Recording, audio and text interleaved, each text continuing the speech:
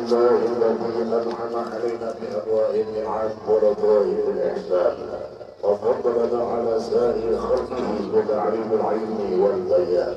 أشهد أن لا إله إلا الله وحده لا شريك له وأشهد أن نبينا محمدا عبده ورسوله من ولد عبدان. اللهم صل وسلم على سيدنا محمد وعلى آله وصحبه ومن تبعهم بإحسان إلى يوم وجه الميزان. أما بعد.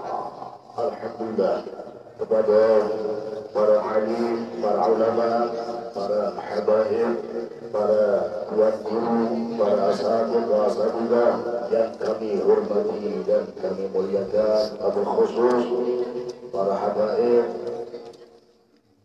dari Fat Al-Khair yang lama kita tak jumpa. Alhamdulillah, ternyata beliau kemarin sibuk di Sanata dan ketemu guru kita ya, Ustaz Abdurrahman Budash. Alhamdulillah, beliau luar biasa. Alhamdulillah sekarang beliau hadir di tengah-tengah kita. Mudah-mudahan dengan karya beliau sebagai cucu Rasulullah SAW, mudah-mudahan mampu mengundang simpati kehadiran kakek beliau yaitu Rasulullah SAW, sehingga kita semua yang ada di sini akan dapat kucuran rahmat, dapat nadrah, pandangan khusus dari Rasulullah SAW, dan siapa yang mendapatkan pandangan khusus dari Rasulullah SAW hatinya akan dibersihkan, akhirnya dia akan bahagia di dunia dan di akhirat. Mudah-mudahan kita semuanya dikumpulkan dengan kakek beliau yaitu Rasulullah SAW. Amin amin ya rabbal alamin. Dan tidak asing lagi juga akhina fillah ad-da'i ilallah yang dulu sempat memberikan pencerahan kepada kami. Mungkin bapak-bapak ibu masih ingat kemarin beliau kita juluki dengan Ustadz Cinta, karena di dunia maya beliau terkenal dengan tema-tema penuh cinta kasih kepada Allah Subhanahu wa Ta'ala dan Rasulullah SAW. Jadi masih ingat Bu ya? Siapa nama beliau Bu? Kiai Haji Mughni Al-Hakim. Ya. Alhamdulillah beliau juga menyempatkan hadir di majelis kita ini. Nanti kita minta ceramah beliau ya minimal 2 jam lah, insyaallah. Tapi karena beliau masih panjang, jadi ulun isi setumat ya. Jadi sebentar. Alhamdulillah para bapak ibu jamaah Majelis Ta'lim Al-Firdaus yang berkata Allah Subhanahu wa Ta'ala. Mumpung kita masih di bulan Rajab, karena salah satu dari nama Rajab adalah Syahrullah, bulan Allah.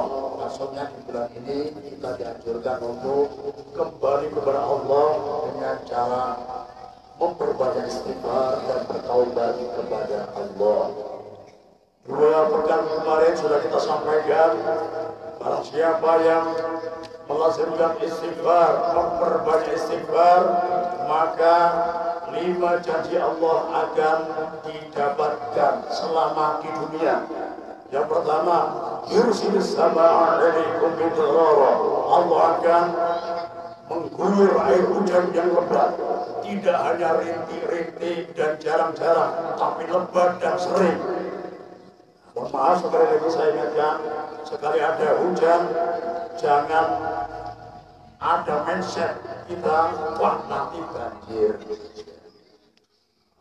Sebenarnya ya ulun pribadi juga demikian ya, bahkan kapal bisa masuk majelis dulu ya, beritanya viral ya, kapal bisa masuk majelis gara-gara banjir. Nah, itu bukan salah hujan, salah manusia tidak mampu menata rahmat dari Allah ya.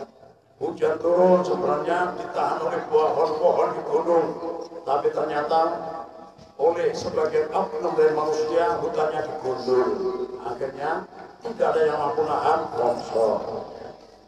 Nah, kemudian sudah longsor lewat bawah, namanya air, cari jalan dataran rendah, sudah ada sungainya, ternyata ada sebagian manusia yang semena-mena karena punya dana, punya surat tanah, ya, langsung ditutup dengan bangunan yang kokoh. Makanya jalan lewatnya air tertutup dengan keakuhan manusia. Ya. Nah, inilah yang menyebabkan banjir.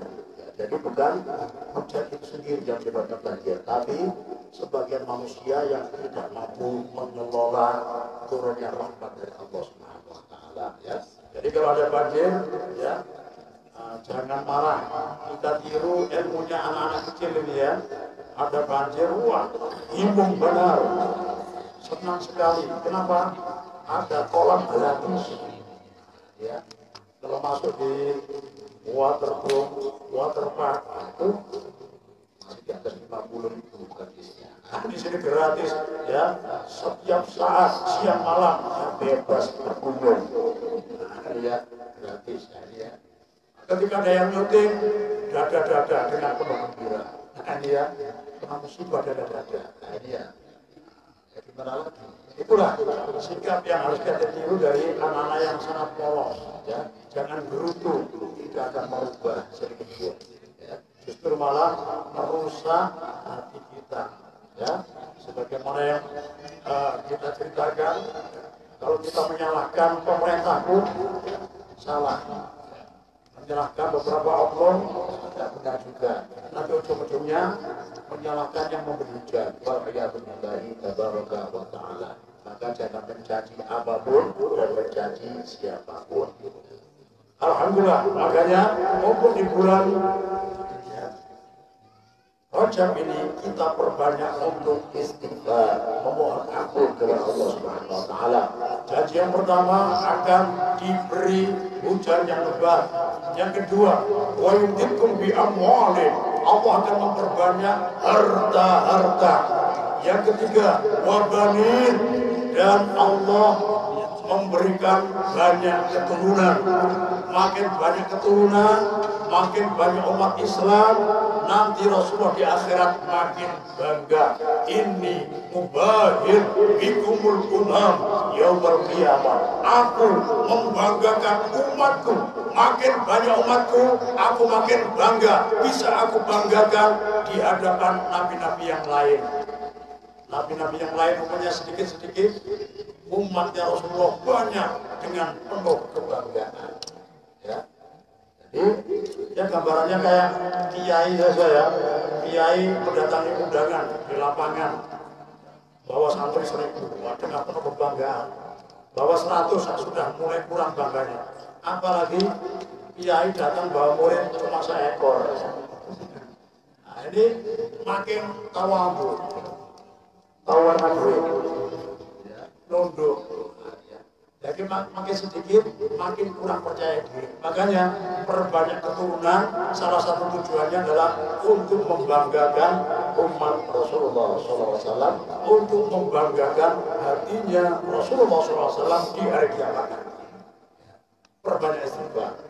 Kemudian, wa yaj'al lakum jannatin, wa yaj'al, dan menjadikan siapa Allah jannatin pada kebun-kebun. Luar biasa. Kalau kebun-kebun ini, terutama di daerah Arab, ini kebanggaan. Bahkan orang-orang kaya dari suku Quraisy dulu, Abu Jahal, Abu Lahab, semua yang punya harta, ketika pamer mata uang dari perak, semuanya tidak ada yang kepingin. Karena banyak yang punya perak. Pamer dinar, mata uang dari emas, semuanya tidak tergiur sedikit pun karena banyak yang punya emas. Tapi ketika ada salah satu orang kaya yang punya kebun kurma, di sela-selanya ada mata air, sungai mengalir, ini jarang dimiliki oleh orang kaya. Jadi kebanggaan di saat itu adalah kebun-kebun yang sela-selanya ada air mengalir. Ini luar biasa. Jadi itu akan diberikan kepada orang yang rajin membaca istighfar. Yang kelima, wa yaj'al lakum anhara. Yang sudah kita terangkan, ada air mengalir di sela-sela kebun, luar biasa. Ini adalah kenikmatan luar biasa, bisa apa ini? Menyejukkan mata yang memandang, menggembirakan hati yang sedang menikmati pemandangan tersebut. Luar biasa. Nah, mungkin kalau kita di Indonesia tidak seberapa terpengaruh, ya. Kenapa? Karena di Indonesia ini pemandangan sudah sangat indah. Ya, tapi kalau di Arab sana, pemandangan bikin kebun, bikin irigasi, bikin sungai yang mengalir, ini sangat luar biasa. Ya. Nah, mungkin kebalikannya kita, ya. Kalau di sana dipameri emas, ya tergiur. Mungkin di daerah kita ini dipameri emas, agak tergiur. Tapi dipameri kebun, saya punya 100 hektar kebun sawit, tidak seberapa tergiur. Karena sini banyak pemandangan yang indah. Makanya ini bagi orang yang rajin beristighfar. Ya, alhamdulillah. Nah, kemudian ada yang sudah sering beristighfar, ternyata salah satu dari 5 janji Allah belum dirasakan sedikit pun oleh orang tersebut karena banyak protes. Nah, di sini kita perlu introspeksi diri. Barangkali istighfar kita masih belum sesuai dengan yang diharapkan oleh Allah Subhanahu wa Ta'ala. Makanya betul apa katanya wali perempuan yang sangat terkenal yang bernama Rabi'atul Adawiyah. Beliau berkata, istighfaruna yahtaj ila istighfarin katsir. Istighfar kita perlu untuk istighfar yang banyak. Apa maksudnya? Kita mengucapkan astagfirullah, astagfirullah, astagfirullah. Ternyata kadang ucapan ini masih memerlukan istighfar.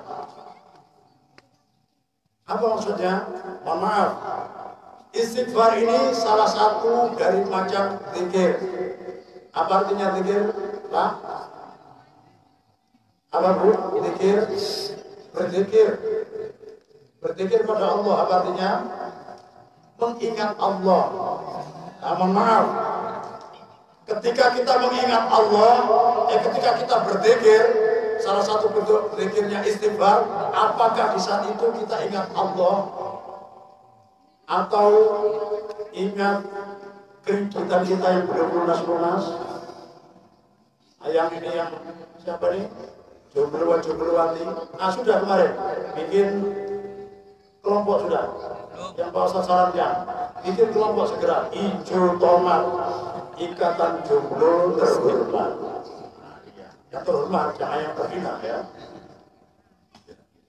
Jadi yang masih muda ingat suntik bolong modern, kuntilanak. Yang perempuan juga gitu ya, ingat Mas Bentel terus ya. Pas istighfar masalahnya ya. Jadi ketika istighfar pikirannya kemana-mana, tidak ingat Allah. Istighfar seperti inilah yang masih memerlukan istighfar lagi. Ya. Kemudian tujuan zikir adalah dekat dengan Allah. Apakah dengan kita beristighfar kita makin dekat dengan Allah atau makin jauh? Berarti kalau kita makin jauh, berarti istighfar kita masih belum sesuai yang diharapkan Allah. Inilah penyebab kenapa 5 janji Allah belum kita rasakan. Mohon maaf ya, kadang habis sholat misalkan, apalagi yang muda-muda ini ya, habis sholat assalamualaikum warahmatullahi wabarakatuh, zikir astagfirullah, astagfirullah, astagfirullah, astagfirullah, mulutnya astagfirullah, tapi tangannya pegang apa? Pegang HP, baca status ya. Ternyata buka mantannya, kamu jahat, tidak punya hati. Astagfirullah, astagfirullah, ucapan astagfirullah tapi ingat mantannya, bukan ingat Allah. Nah ini ya, ini yang membuat istighfar kita tidak sesuai yang diharapkan oleh Allah Subhanahu wa Ta'ala ya. Jadi istighfar kita masih memerlukan istighfar yang banyak. Kalau istighfar kita sudah sesuai yang diharapkan oleh Allah Subhanahu wa Ta'ala, insya Allah janji Allah 5 perkara tadi akan kita rasakan di dunia. Bahkan Orang kalau beristighfar, kemudian dia diampuni oleh Allah, semua hajatnya akan dipenuhi. Makanya, ya, antara apa ini? Anjuran para ulama, kalau ada waktu sempit, kemudian hajat kita banyak, permintaan kita sangat banyak. Nah, ini terlalu banyak meminta, waktunya sempit. Misalkan di depan Mu'tazah atau di Raudhah nanti ketika berziarah di makam Rasulullah, ini saking padatnya kita baru doa, kadang mohon maaf diminta gantian, ya bukan diusir, diminta gantian sama yang belakang, giliran. Jadi nggak sempat. Nah, ini kita istighfar.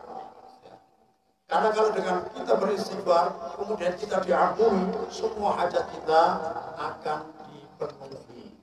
Ya, luar biasa. Bahkan ada cerita dari salah satu imam besar, Imam Ahmad bin Hanbal.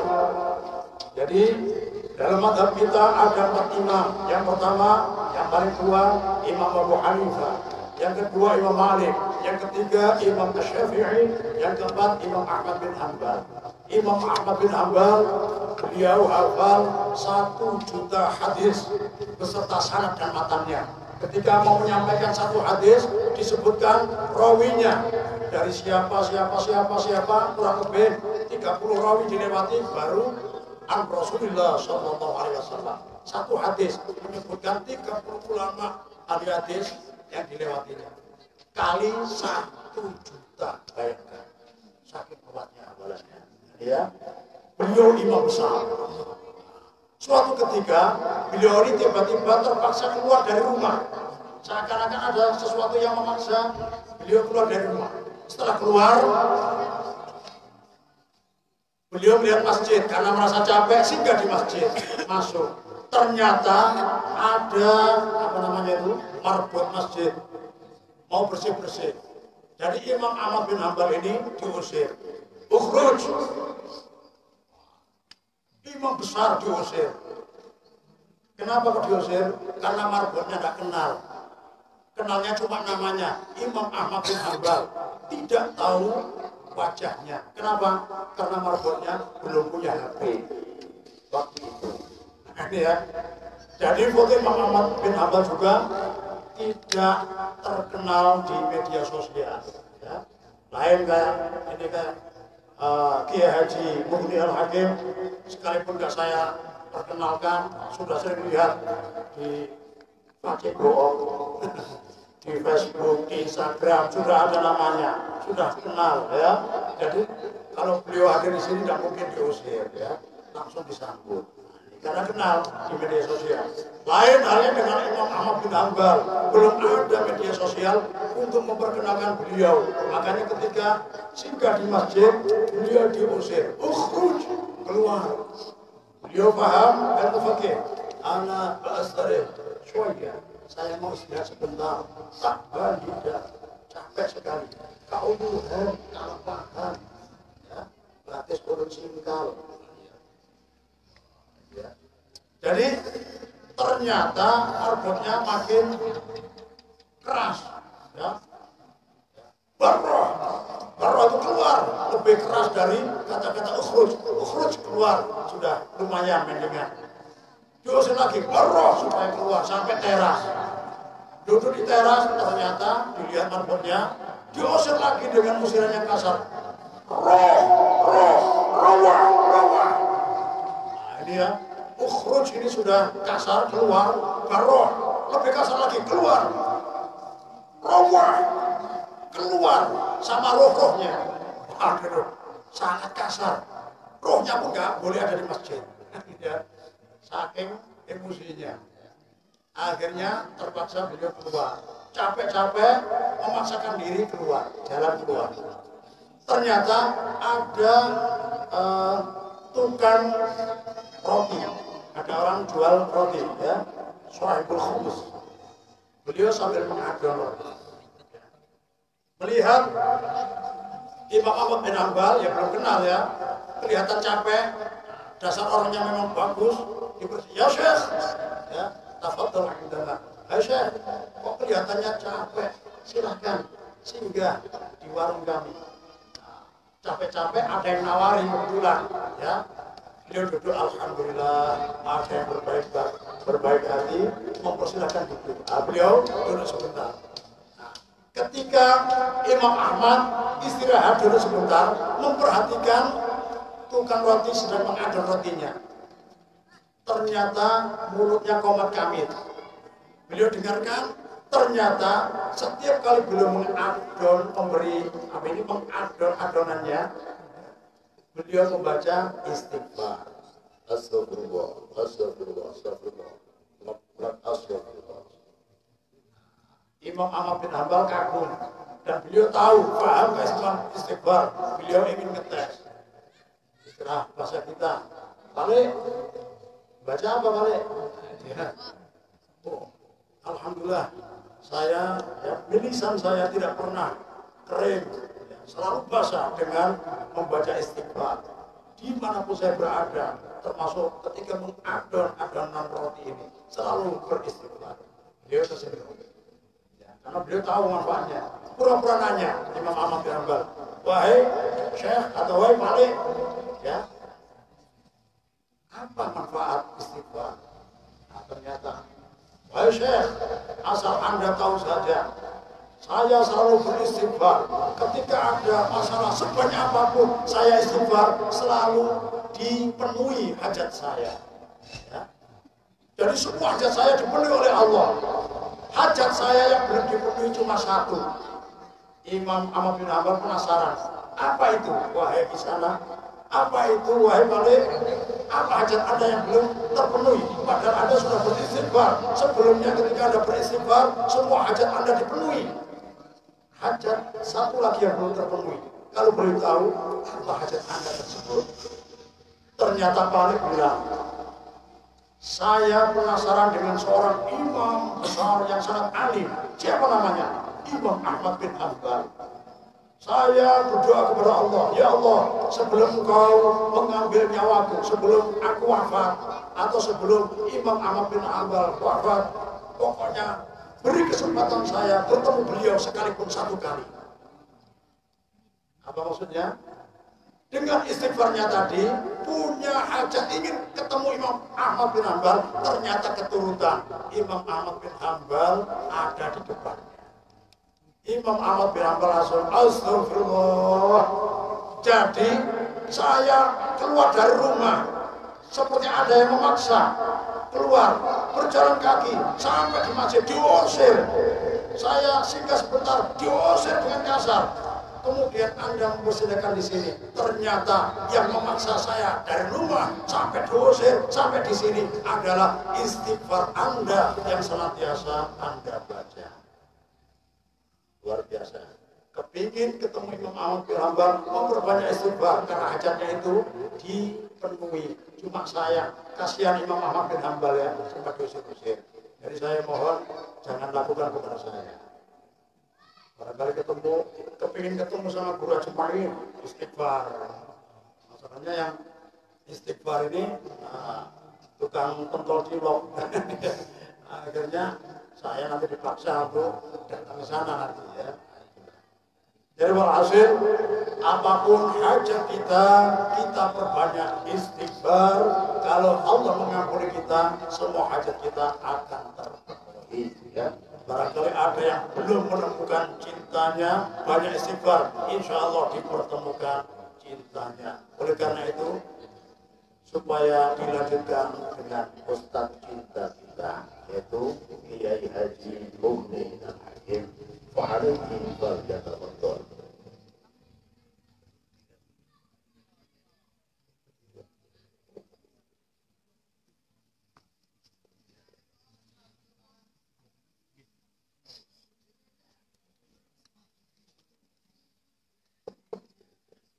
اللهم صل على